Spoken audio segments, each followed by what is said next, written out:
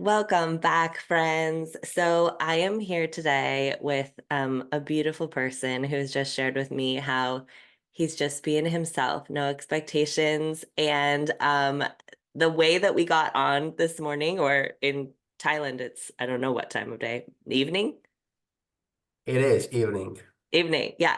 So we have been in communication for a while now, and schedules not matching. And finally, you had said you can let me know if you have a last minute. And last night at like 9 p.m. my time, I was like, "How about in 12 hours?" And we made it, and I'm so happy. So your beautiful name I am working on, and I'm not yet able to say it correctly. So please say your beautiful full name, and then you can also share that if you want to go by anything else. Well, my formal name is Andrzej Kozlowski, but Mm, since it's very hard to spell, you can call me Andy. The okay. essence is the same. It means from Greek to hold the spear, to rule the world, Mm, and to be mm, manly. mm. And you know what when you said to hold the spear felt like to me is like to hold the like essence, like to be the commander of like yourself, like your soul, like what you were brought here to carry. So I love that. I love it so much. Ah, so the first question I always ask is, what does it feel like to be in this body at this time on this planet for you? That is a question that relates heavily to how you perceive oneself and how you perceive your body, your mind, and your soul. So I suppose you have very different questions. And for me, right now, I can say I'm feeling blessed. I'm feeling gratitude.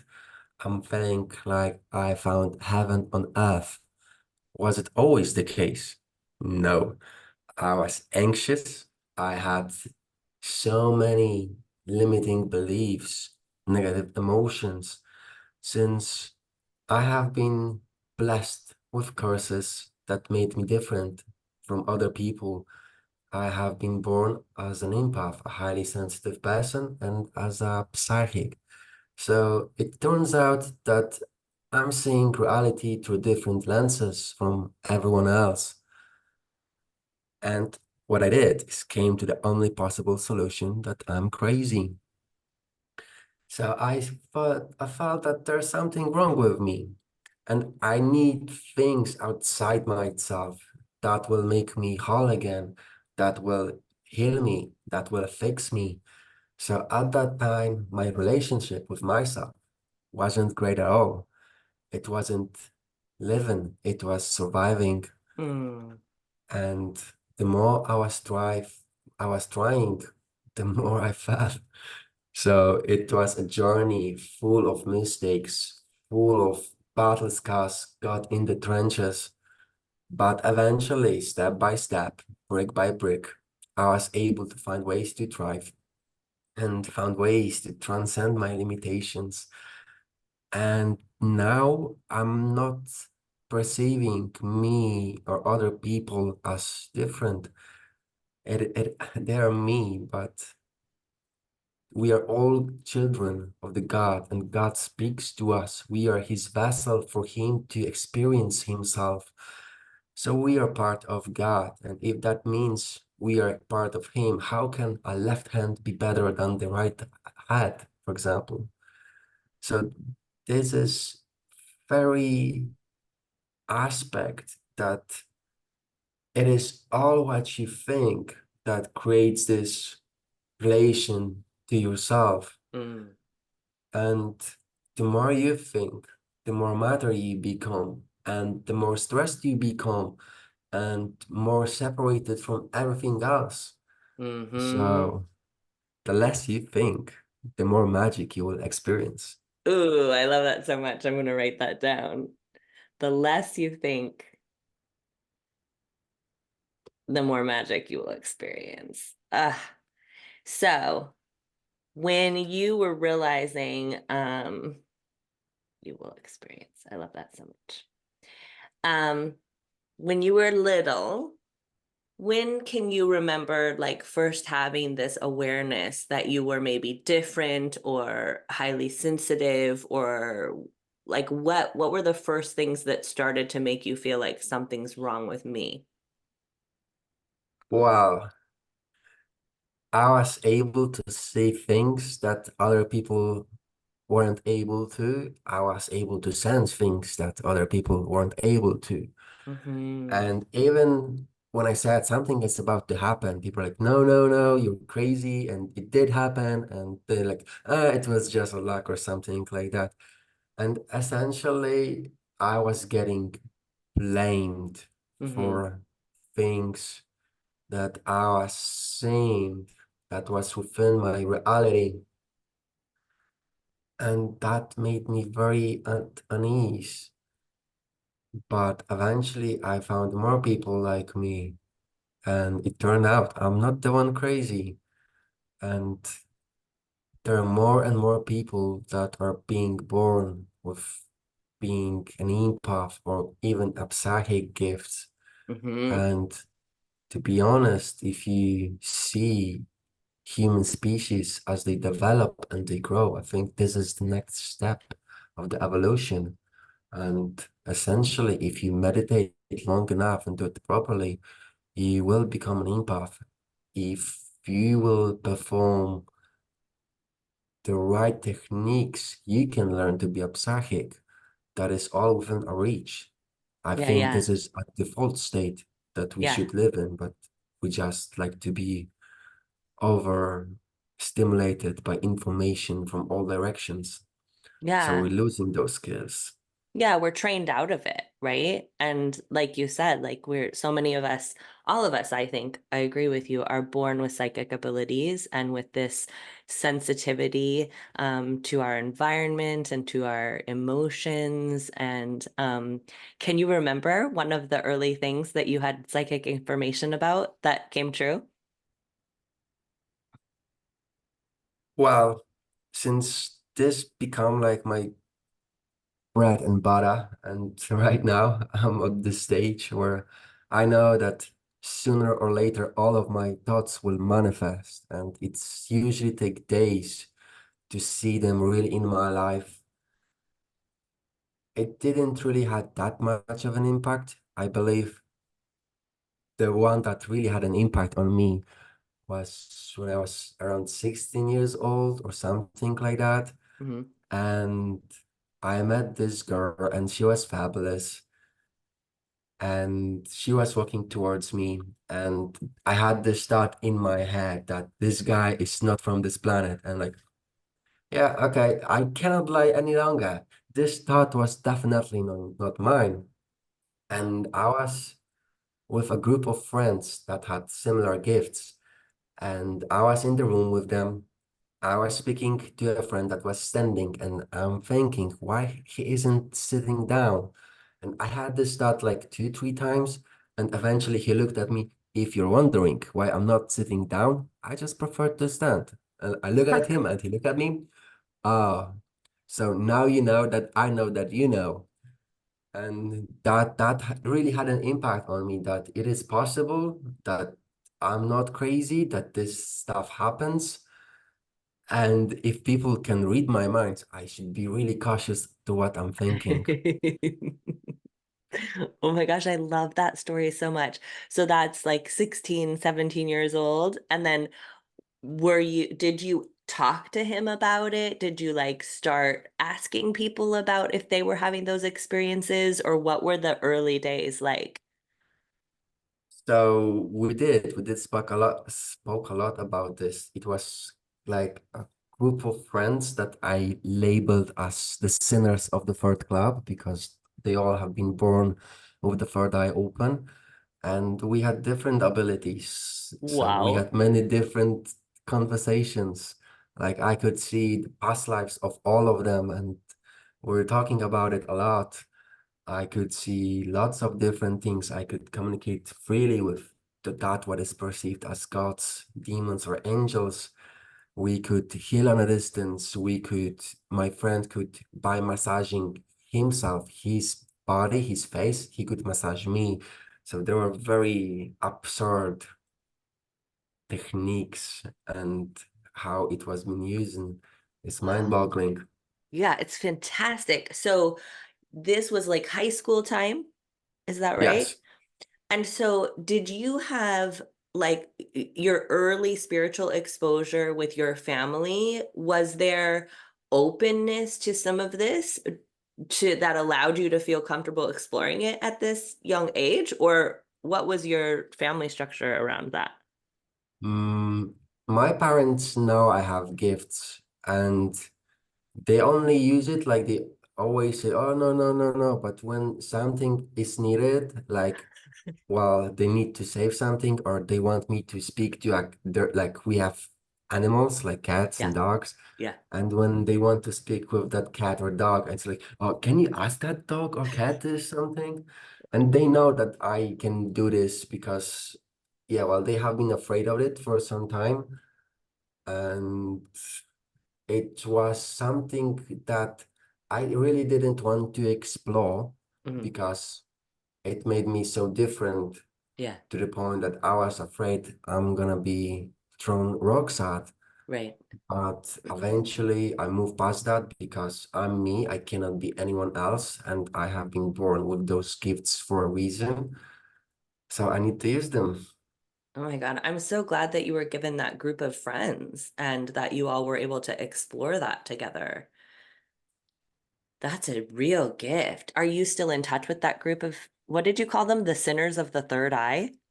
Yeah, the club of the sinners of the third eye. Oh my gosh. Why did you use the word sinners? Because at that stage, because if you see how humans are born on this plane, they can be born on 7 different incarnational level, which all of them have different challenges, opportunities, and learnings.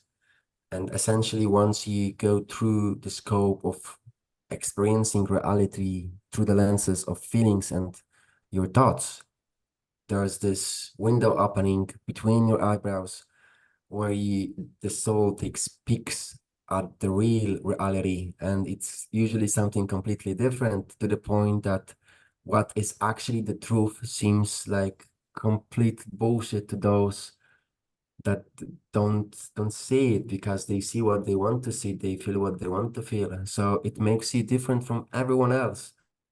And I had this belief that you needed to be a sinner to see reality through those lenses, because it's very hard to communicate with others when you see them and you pretty much know all about them. Uh-huh. It's very impactful. Or when you hear their thoughts, and how would I respond to that? I don't know. It's mostly blocking. You Yeah. cannot, you like have this huge responsibility on your shoulders, which is very hard to cope with. Yeah. So interesting. Okay, so you had the Club of the Sinners of the Third Eye. And are you still in touch with those people? Some of them, yes, to be honest, like how the reality is crafted, some of the souls can manifest in more than one body. Yeah. That's actually happening. So some of like one of them right now works at restaurant near me. It's the same soul, but in a different body. And I've met several times their souls through Oh different my God. bodies. Oh my God, that's amazing. Did you talk to this restaurant person? Like, do they Yeah, realize? Did I didn't start that conversation. I think because, yeah, I think he doesn't. He's advanced like spiritually, since that is the same soul, but that soul choose to experience different things. So like no, working at a restaurant in Thailand? yes. Love this so much. That is so awesome. So you had this like opportunity at a young age to feel like you had some other people who were sharing your experiences and who were not thinking you were crazy. What happened like after high school? I did move to New York City for some time. Okay. I was working there, and For some time, I completely left alone the spiritual awakening. Mm-hmm.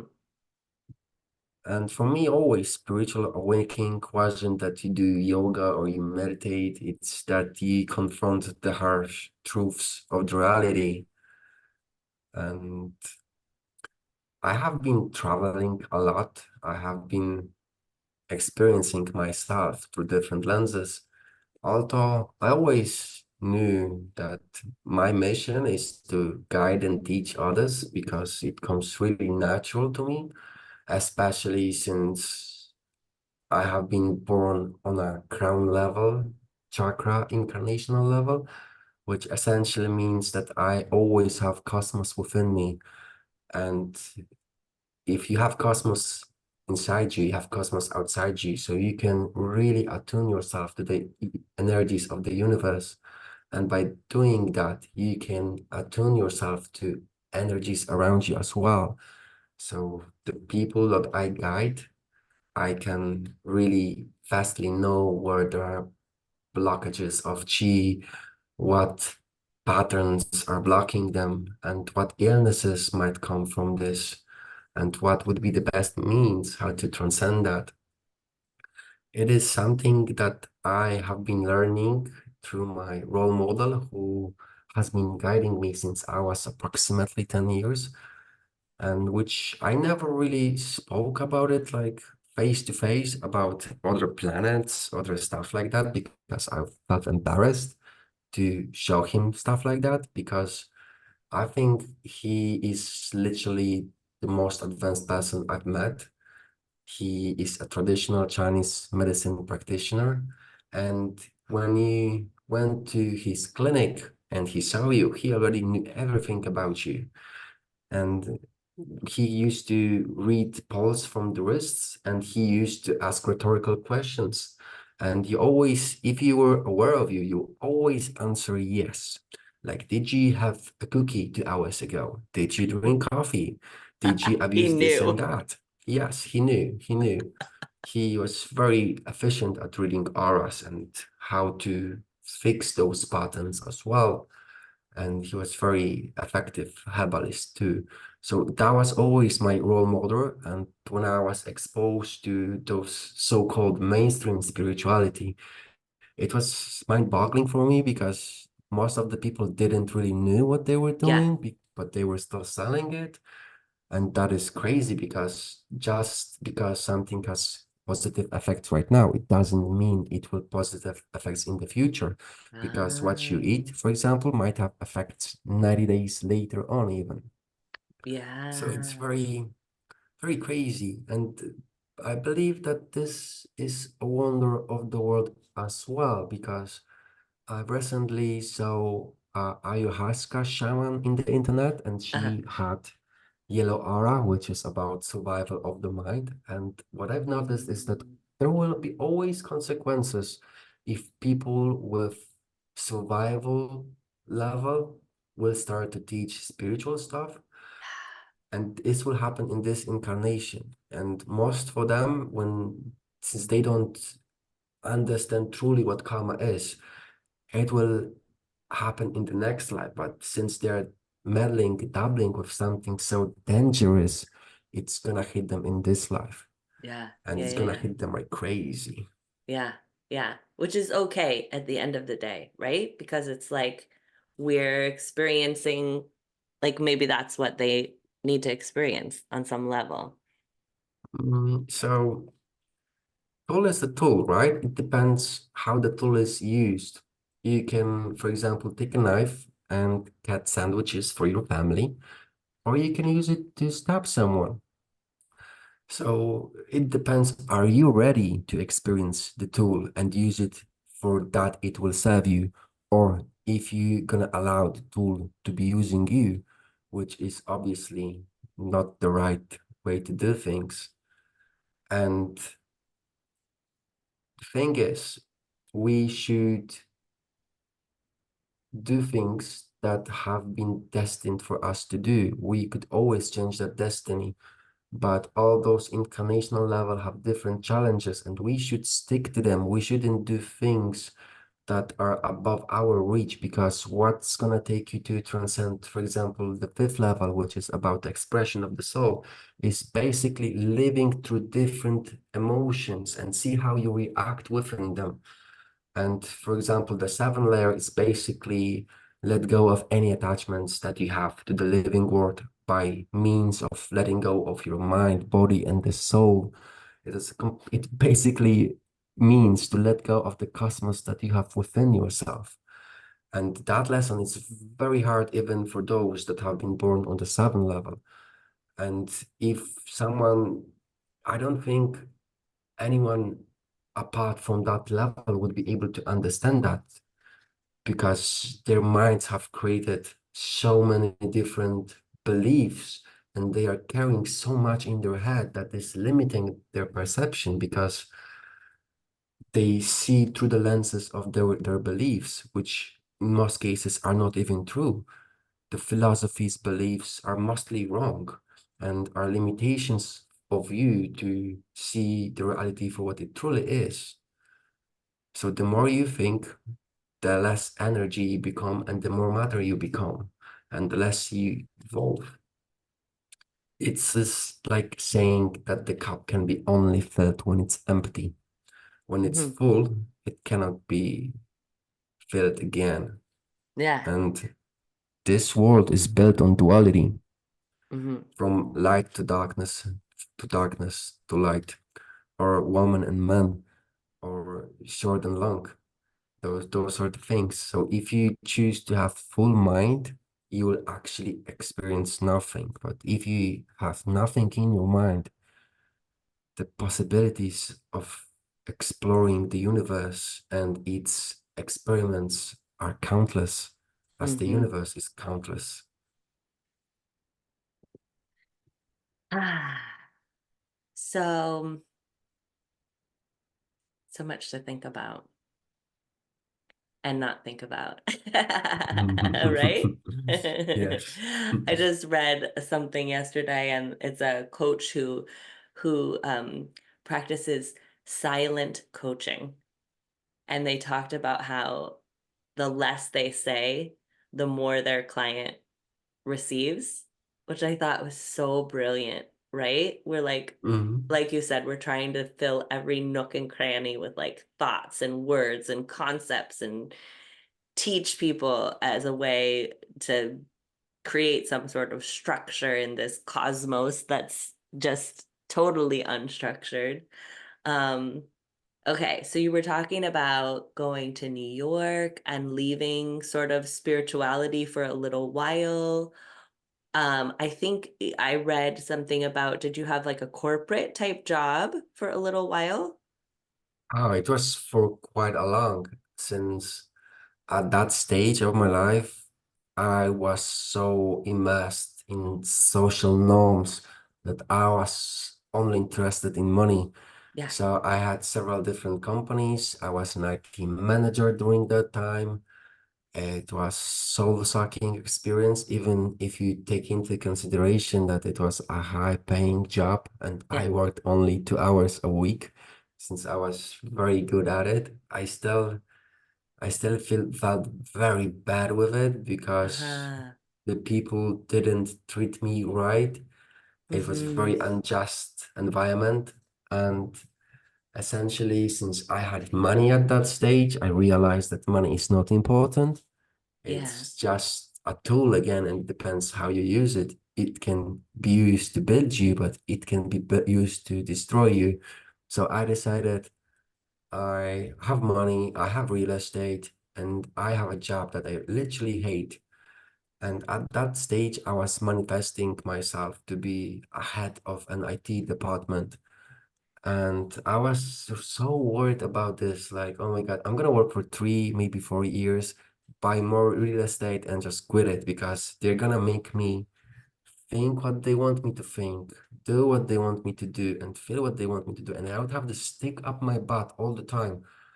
And it was crazy, but eventually I did manifest it, and they wanted me to go to the office. And all I was wondering is, how will I go to the office with my bonsai tree? Like, oh my God, I Oh, don't really want this. I don't really want this. There's money, but is it something good? No. And during one of the meditation, I was really into the void, into the kingdom, as Jesus calls it, or Wuchi as Taoists call it, or quantum as religion of science call it nowadays. And I was like, I don't really want to do this. And the God said, I have something better. And that manifestation crumbled instantly. It dissolved into wave and energy again. And I decided that it is time. I will coach and guide those that are on the same path as me. So they don't need to make the mistakes I've done, and that I can teach them how to thrive and transcend their limitations, their limiting beliefs or emotions. And I think that I was always born to do this, but I was a prodigal son. I didn't want to do it. My family karma, like their yeah, beliefs, yeah. ancestors, expressions of the gene were very limiting. And my mother always knows best, literally always knows best. And to the point that even when she doesn't, which is always the case, she still will say that she knows best. So it's a very harmful environment, especially when you want to achieve something that hasn't been achieved. It is like you would have a flower in your garden and you could take care of it perfectly. You could give it sun, you could give it water, but each day and every day someone stomps on it. There's nothing gonna be out of it. And that's how I felt. And essentially, I moved, I changed my environment, and I'm doing what I was supposed to do, which is guiding, teaching, and serving others. I'm so grateful that you had the the like resources, I guess, to the presence of awareness to be able to really see that you had a choice.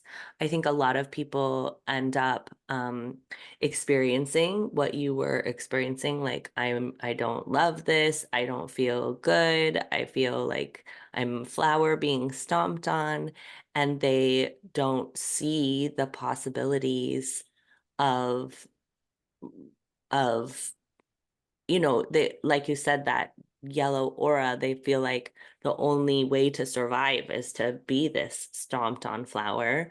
Um, and what do you think gave you the the awareness to be able to see the possibility or to trust the possibility outside of the mother's knows best rules? Well, my mother is a unique. First of all, I believe that I agreed to be born in this planet within this family. So, in a way, that I agreed to all of those challenges on the way.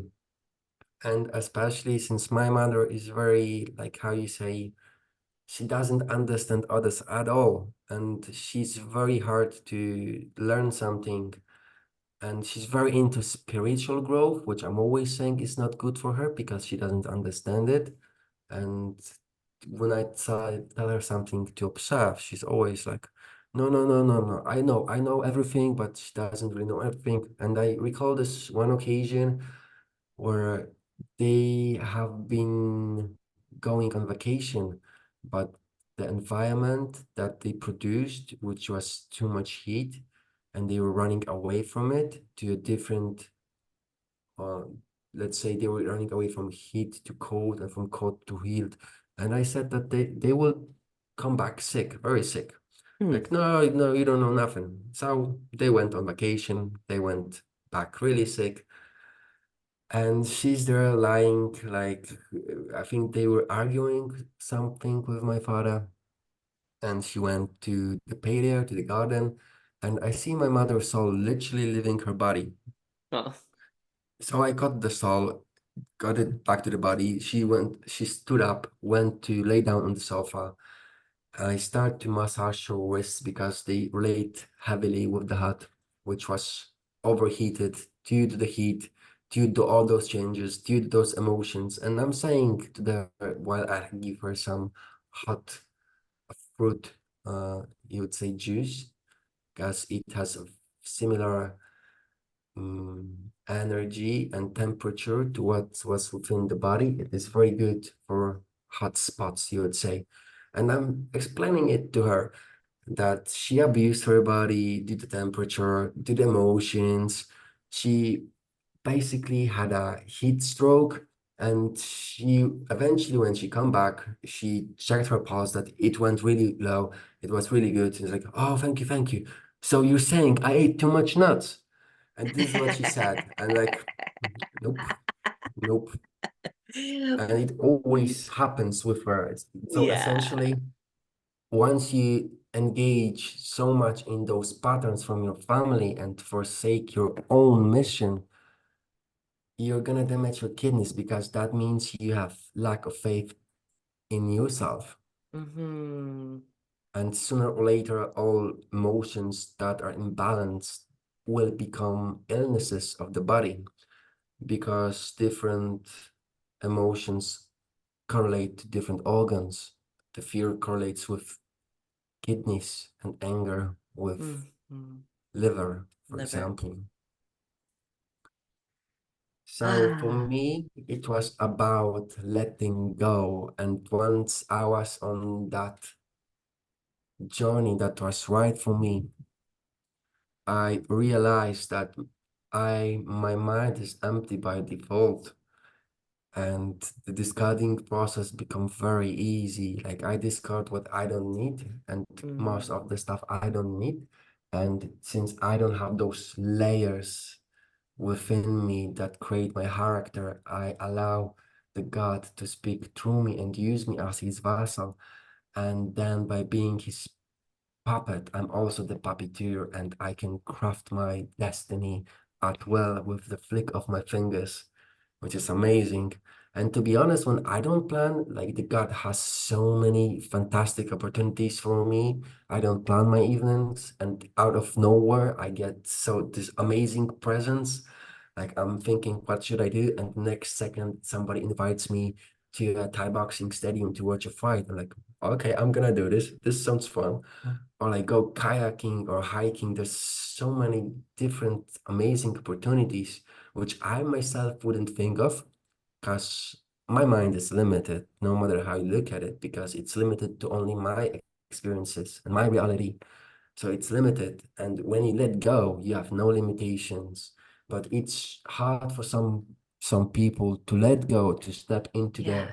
unknown, because they are so addicted to being Right. themselves, to their emotions that are running through their veins.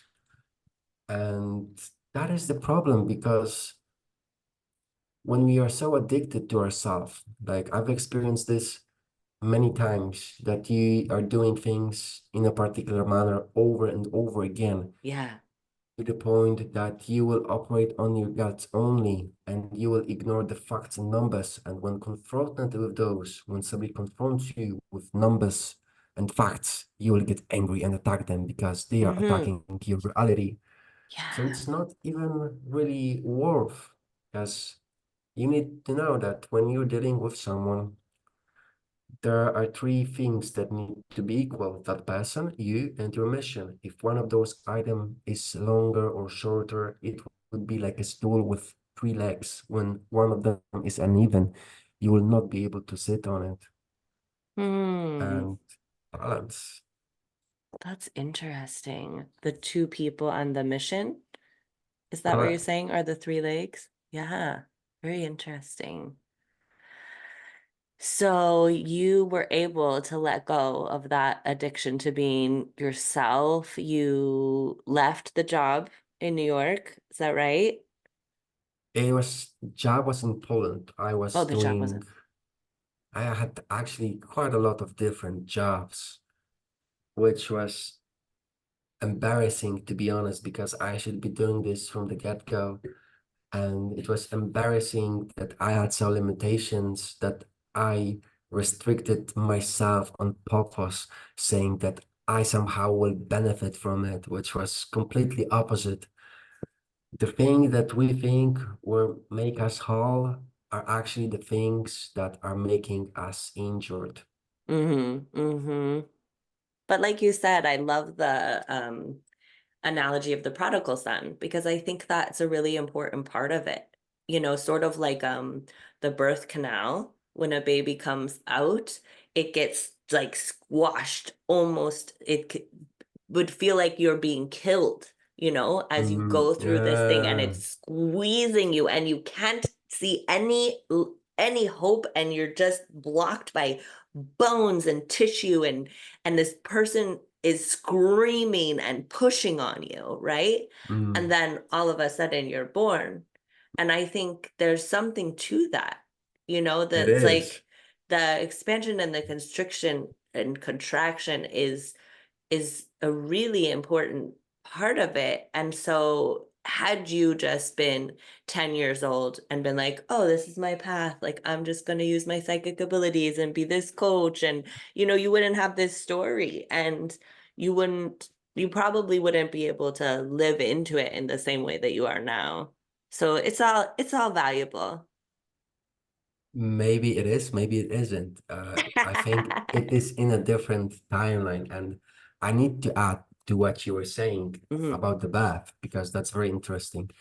In Taoism, it is actually said that once you are born, you are disconnected from this universal field of love, that as Mhm. being a supreme commander, the God, or many different names, and Mhm. your path through this journeys called life is to get back to this field, and you need to Mhm. discard everything that your ego has created, and you need to work through your ancestors beliefs, trauma, what is now called epigenetics, the Yeah, genes epigenetics. expression. Yes, or the original sin, how it's called in the Bible, or karma. It all actually is the same thing, and it's about your ancestors' experiences, traumas, beliefs, what they did good and what they did bad. It's all Mhm. always within you, so you have access to it at all the times.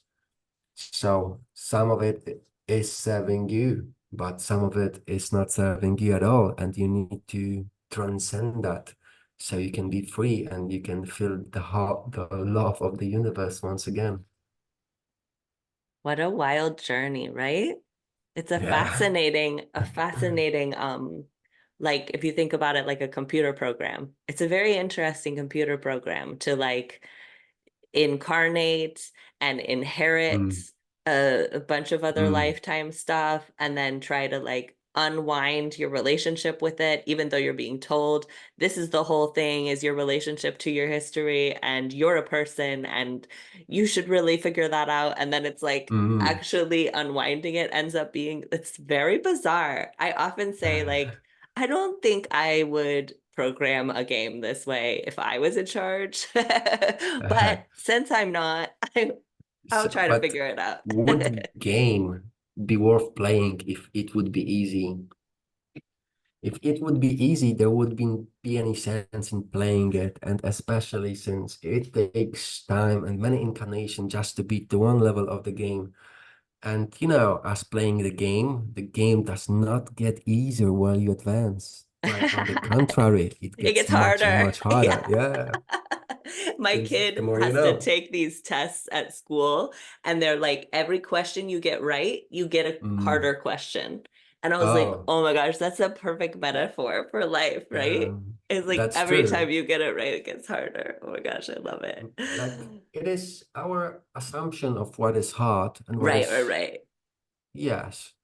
And it is actually our ego that is creating this friction with the universe, because our ego wants things, wants to achieve goals, Mhm, wants, you know, look good in front of other people. But it's not us. It's very effective in mhm, pretending it is us, but it mhm. is this crazy, I don't know, being, this astrophysical form that pretends to be us, that is always connected with the society and the society norms and interacts with it and sponges us from emotions and energy.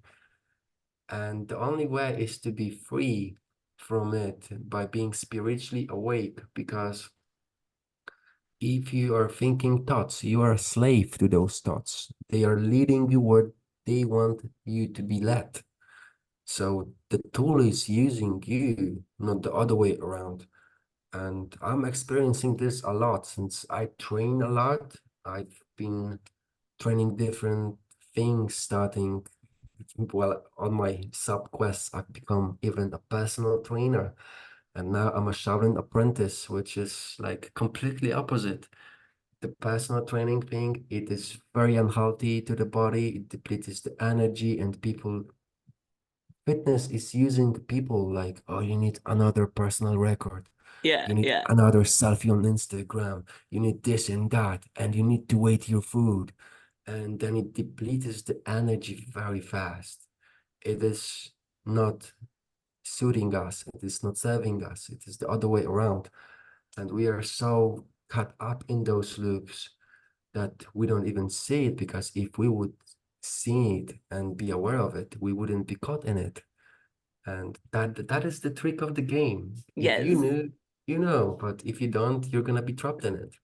Yeah, my I have an accountability partner who's like a good friend, and we stay in touch and keep up with what each other are doing and support each other. And he had a beautiful experience on I think it was mushrooms the other Mm, day, and he saw this image of the knife cutting itself, which like it doesn't really, you can't really picture it, but it's kind of similar to what you were saying. Like if the tool's like using you, it's like mm. turning on itself. It's very interesting.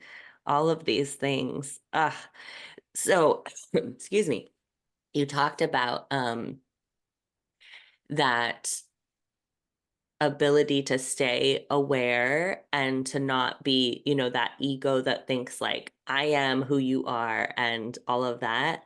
What are some of the things that you do to support yourself in remembering that the ego is just sort of this story or this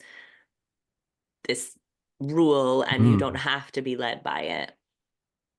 That is another trap, because if I would plan those things, who is doing the planning? Is it my spirit or is it my ego? Am I spiritual or do I have spiritual ego? Hmm. I don't plan anything at all currently. I feel my body and do what my body says. Yes. If someone is, for example, starting, the primary method for spiritual growth is always and has been Tai Chi Chuan, which is very good to make things flowing. It is literally to dance through life without any attachments. Hmm. And a master can heal any disease with this art. Since we have been bombarded with information from every other direction, we cannot process all of that information, and it's impacting our sleep even. So Mm. a good choice is also to limit what we consume. The TV program is called program for a reason. Haha. The less you observe, the less you watch of it, the better. But honestly, I think we in our culture need to start with Chinese martial arts to open the energy pathways in the first place. Because even if you are born on the highest level, if you are living in a Western culture, you will have those energy pathways blocked. So it's Yeah. good to unblock them so the energy can flow. And arts like Qigong or Tai Chi would be are my go-to to be in the zone, be in the moment. I also like to practice esoteric Tao meditation Mm. to open those energy pathways. I do a lot of different things, to be honest, and my life is very much like a monk because I don't consume content at all. I train a lot each day. I meditate a lot each day. I read a lot and each day. I grow a lot each day. I focus on my customers and my business. And that's pretty much it. My only hobby is to explore things around me and be open to the new possibilities of the universe. Mm. And I Hmm. take it with my hands full. Ah, this is so beautiful.